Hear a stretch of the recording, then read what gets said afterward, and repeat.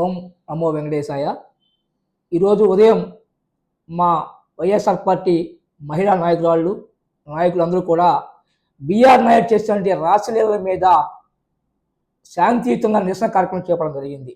వారందరూ కూడా ఆయన బస్ చేసిన హోటల్ కాడికి వెళ్ళి శాంతియుతంగా ప్లేకార్డ్స్ పట్టుకొని బీఆర్ నాయుడు ఈ పవిత్రమైన దేవస్థానానికి సంబంధించిన అధ్యక్షుడిగా ఈయన కాలు చల్లడు ఉండకూడదనే ఒక ఉద్దేశంతో హిందూ భక్తుల మనోభావాలు కాపాడాలని, మరి ఆ పవిత్రమైనటువంటి ఆ దేవస్థాన చైర్మన్కి మంచి వ్యక్తి కావాలని వైఎస్ఆర్ పార్టీ తరఫున మా నాయకులందరూ కూడా శాంతియుత నిరసన తెలియజేస్తూ ఉంటే, ఆ నిరసనని మరి తెలుగుదేశం పార్టీ గోండాలు వచ్చి మా నాయకుడిని కొట్టి, మా నాయకుడిని తోసి, మరి తిట్టి నానా రభస చేశారు. నానా రభస చేసి మరి షాప్ చైర్మన్ రవినాయుడు అంటారు, ఆయన వాళ్ళు బంగారు దాగారు, రాడ్లు తెచ్చినారు అని చెప్తున్నాడు. నిజంగా వాళ్ళు బంగారు తాగారు, రాడ్లు తెచ్చారు మీరు నిరూపిస్తే లక్ష్మీపురం సర్కిల్లో మోకాల మీద కూర్చొని నేను క్షమాపణ చెప్తా.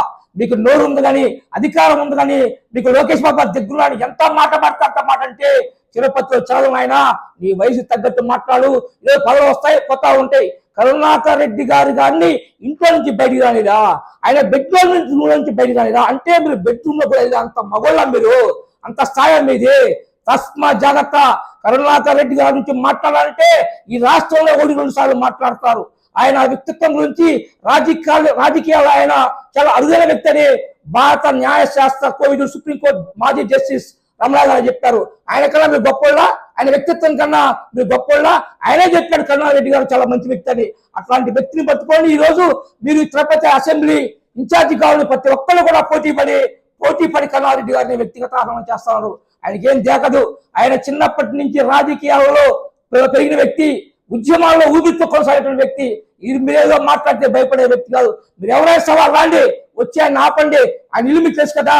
అదేవిధంగా జనసేన అని చెప్పుకునే కిరణ్ రాయల్ మీకు చాలా మందికి మా వైఎస్ఆర్ పార్టీ నాకు తెలియదు చెప్తా ఉంటారు, కానీ నేను దగ్గరగా 30 సంవత్సరాలు చూశాను. ఎందుకంటే చిట్రాజ్ గారు చనిపోయి అన్నారు సూపరింటెండెంట్ గారు, వాళ్ళ నాయన మీ నాయనకి గురువు. ఆ రోజు నుంచి నేను చిన్నప్పటి నుంచి నువ్వు చూసా కిరణ్ రాయల్, నువ్వు నాయకుడు అనుకుంటున్నావు, నాయకుడు కాదు, నువ్వు ఒక బ్రోకర్. నువ్వు నాయకుడు మాటలు పెట్టుకుని బ్రోకర్ మాట్లావు. నువ్వంత మగడువా? వచ్చి ఆపుతావా? ఎంతమంది ఉన్నారు ఆయన దగ్గర? ఒక రాజకీయ నాయకుడు జనసేన నాయకుడుగా వార్డులో ఒక రేషన్ కార్డు ఇచ్చే బాపత అనేది ఒక్కరికన్నా ఒక మంచి సాయం చేసావా? ఏదో తాగొచ్చి ప్రెస్ మీట్ మిట్టే నువ్వు నీ వ్యక్తిత్వాన్ని హనం చేసుకున్నావు నాయన.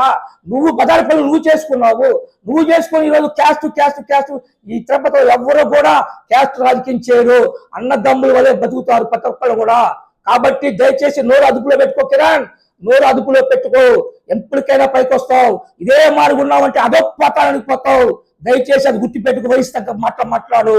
ఇంకా ఆసి మునికృష్ణ ఆయన పెద్ద నాయకుడు, సంవత్సరం క్రితం డిప్యూటీ మేయర్ అయ్యాడు. ఆయన డిప్యూటీ మేయర్ కాదు, నువ్వు ఏం పగలు తీసావు ఆయన తిరుపతికి? ఒక మీటర్ రోడ్డు వేసావు మాస్టర్ ప్లాన్ రోడ్డు. నువ్వు కూడా మా రెడ్డి గారి గురించి మాట్లాడవా?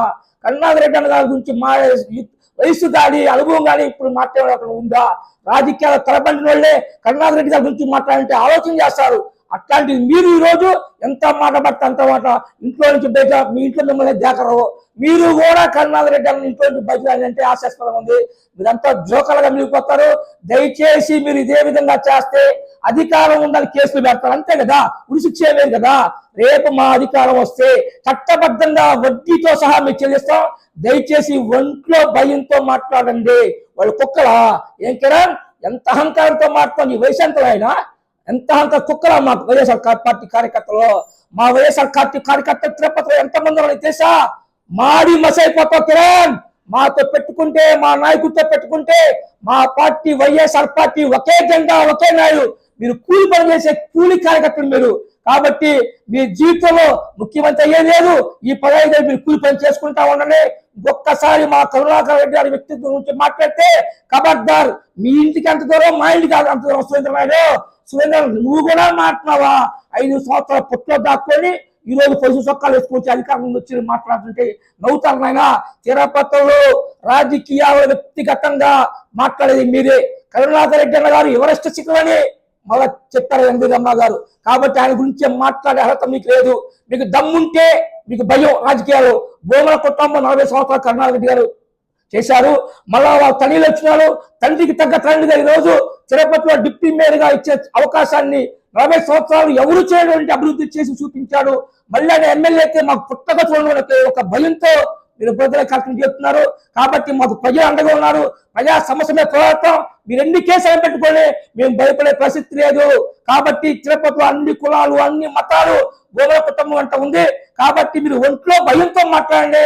మళ్ళొక్కసారి చెప్తున్నా కిరణ్ రాయల్, నీకు అంత సీన్ లేదమ్మా. నువ్వు నాయకుడు అని చెప్పున్నావు, నాయకులు కాదు. నువ్వు ఒక బ్రోకర్వి. నువ్వు ఆడవాళ్ళతో ఏ విధంగా మాట్లాడే చేత కాదు. గేటెక్కకు నువ్వు చెప్పుకొని చేత మొగడువా? ఆమె అడిగింది దానికి ఏందో క్యాస్ట్ గురించి మాట్లాడుతావు. ప్రతి ఒక్కరిని ఏ పరిస్థితితో మాట్లాడుతున్నావు. కిరణ్, ఒంట్లో భయంతో ఉండు. నువ్వు చిన్నప్పుడు ఏ విధంగా పెరిగావు, ఏ విధంగా బతికావు, కళ్ళమ్మడి నేను చూసిన వ్యక్తిని. కాబట్టి ఇంకొకసారి అవాకులు చవాకులు పెళ్తే మర్యాద కొనదు. తస్మాత్ జాగ్రత్త.